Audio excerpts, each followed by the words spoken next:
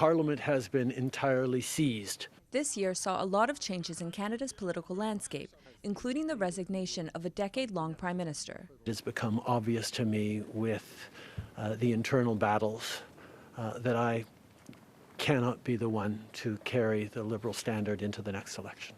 Canadians also saw the ushering in of a new Liberal government. I've reported live from Prime Minister Mark Carney's campaign headquarters. We've seen 3 outlets have called that the Liberals will form a minority government, and each time we hear an update here, there's lots of cheering from the crowd. A government focused on nation building, including a potential pipeline project on the table. One that has some First Nations feeling left out of the conversation. We talk about nation to nation.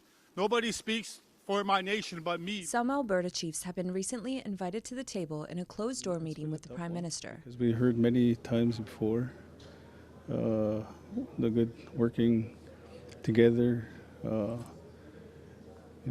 working more closely with the First Nations, and nothing really came of it. While others haven't.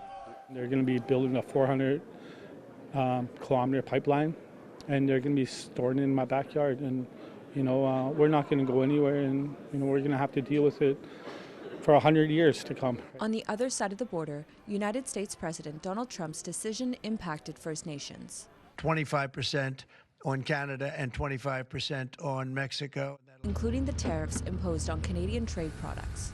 The impacts it has right now is the uncertainty, because the majority of the seafood that we harvest is sold, eventually transformed, processed, and then sold to the U.S. markets. There have been tensions at the border with Trump's administration. For Akwesasne, the Canadian-American border runs right through their territory, causing a unique concern for this Mohawk community. We think that that's imperative to maintain, a good relationship for our people, not to be worried, because they are worried about how they're going to be treated as they, pass the border frequently. Every day. We are the ones that should be determining citizenship in our own government, and it shouldn't be up to somebody else to impose those restrictions on our peoples. This year, there have been political tensions between the Quebec government and First Nations. That's due to Bill 97, provincial legislation that aims to modernize the forestry industry. First Nations say they weren't consulted over this legislation, causing protests in First Nations territory and in Montreal. Sur le territoire autochtone, l'histoire se répète. Ils exploitent, ils s'enrichissent, puis nous on survit. Earlier this year, the Mi'kmaq community of Listagouche experienced tragedy with the loss of 18-year-old Savanna Metallic.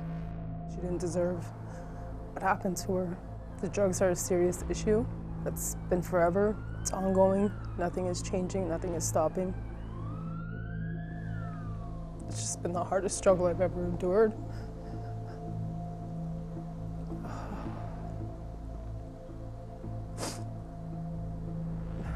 She shouldn't have died that way.